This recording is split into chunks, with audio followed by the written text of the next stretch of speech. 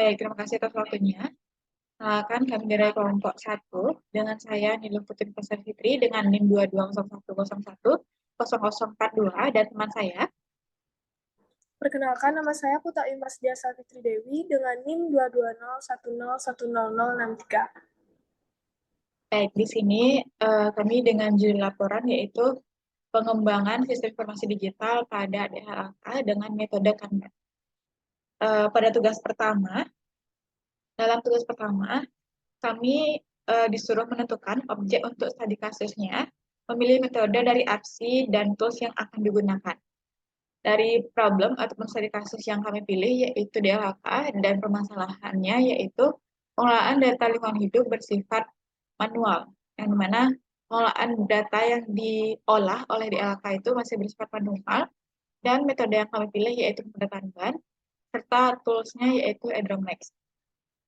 Setelah itu ada tugas yang kedua, yaitu kami diarahkan untuk melakukan proses peninjauan apakah diperlukan pengembangan sistem dan menentukan tahapan yang akan digunakan berdasarkan metode yang dipilih, serta membuat diagram PERT dari rencana ke depannya. Sebelum itu, saya akan menjelaskan tahapan metode Kanban pada APSI. Untuk membantu DLHK tersebut meningkatkan efisien pengalaman masyarakat dan meningkatkan daya saingnya, maka diperlukan pengembangan sistem informasi digital untuk DLHK tersebut.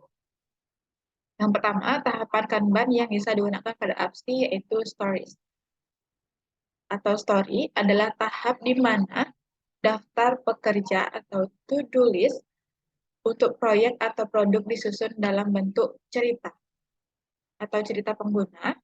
Setiap cerita pengguna harus memiliki deskripsi yang jelas tentang apa yang harus dilakukan dan tujuannya. Yang kedua ada to-do. To-do merupakan tahap di mana setiap cerita pengguna ditempatkan dalam daftar tugas yang harus dilakukan.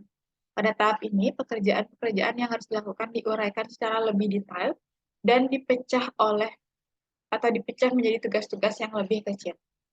Yang ketiga ada in progress, yang merupakan tahapan di mana tugas yang dipilih dari tahap to-do tersebut sudah mulai dikerjakan. Pada tahap ini, fokus pekerjaan adalah menyelesaikan tugas yang sedang dikerjakan dengan baik dan sesuai dengan deadline-nya. Yang keempat ada testing.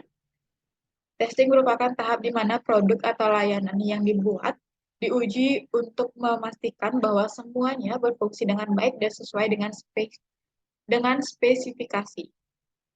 Jika ada masalah atau kesalahan, maka akan dikembalikan ke tahap in progress untuk diperbaiki. Yang terakhir adalah done. Adalah tahap ini di mana produk atau layanan sudah siap dan memenuhi semua persyaratan dan spesifikasi yang telah ditetapkan. Pada tahap ini, produk atau layanan diserahkan ke pelanggan atau digunakan dalam produk yang sesuai. Berikut diagram percat yang sudah kami buat.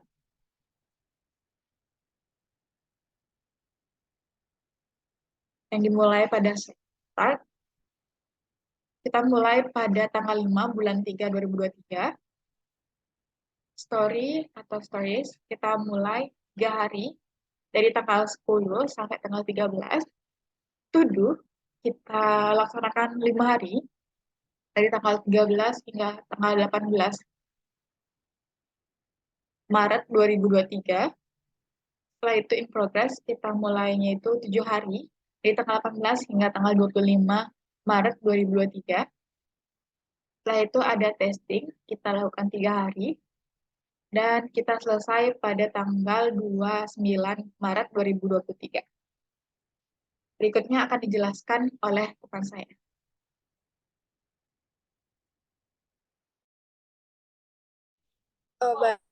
Baik, saya di sini akan menjelaskan kelebihan metode Kanban dan kekurangan metode Kanban. Untuk kelebihan metode Kanban, di metode Kanban memungkinkan tim memiliki pandangan yang jelas mengenai kinerja yang sedang berjalan dan membantu untuk mengidentifikasi masalah. Metode ini juga memudahkan tim untuk mengatur pekerjaan seperti memindahkan, menambah, dan mengurangi pekerjaan. Metode WIP atau Work in Progress juga membatasi jumlah pekerjaan yang sedang dikerjakan untuk menghindari tim dari pekerjaan yang berlebihan dan mengurangi waktu siklus pekerjaan. Lalu dari kekurangan metode Kanban itu, metode ini dapat mengakibatkan kurangnya struktur yang konsisten. Tanpa pedoman atau aturan yang jelas, tim dapat kesulitan untuk mengatur pekerjaan prioritas yang tepat. Kurangnya pengaturan waktu yang ketat untuk menyelesaikan tugas dapat mengakibatkan tugas tertunda dan terlupakan jika tidak dikelola dengan hati-hati. Lanjut.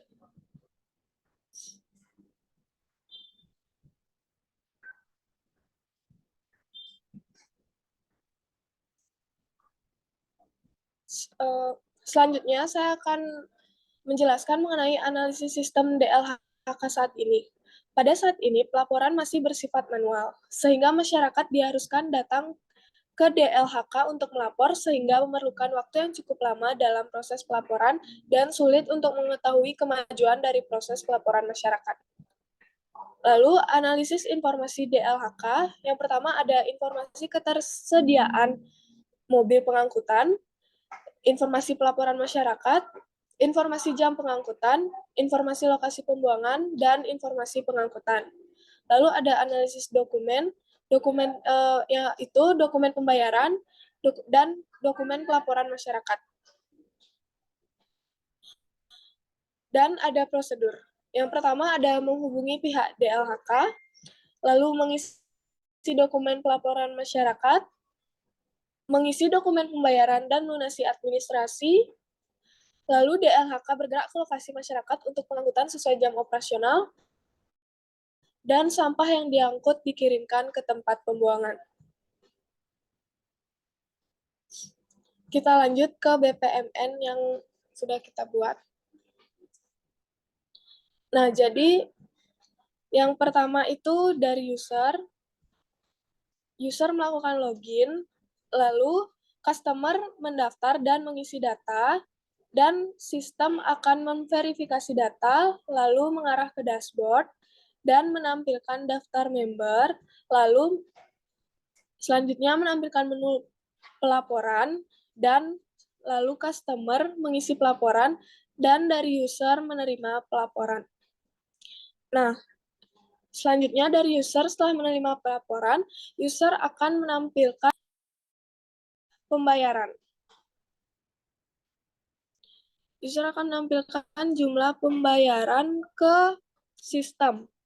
Setelah itu, customer akan melakukan pembayaran dan melakukan pembayaran, lalu sistem juga menampilkan jadwal pengangkutan, dan yang terakhir, kurir akan siap mengangkut sampah dan lalu membawa sampah ke tempat pembuangan akhir, lalu selesai.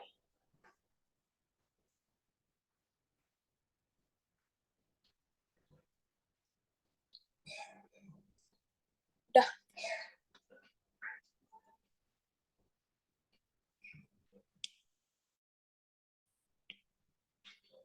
Nggak kedengeran, kita.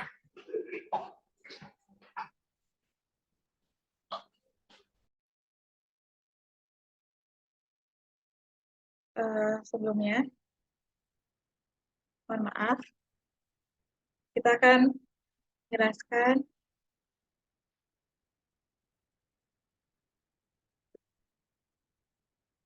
kesimpulan dari laporan yang kami buat.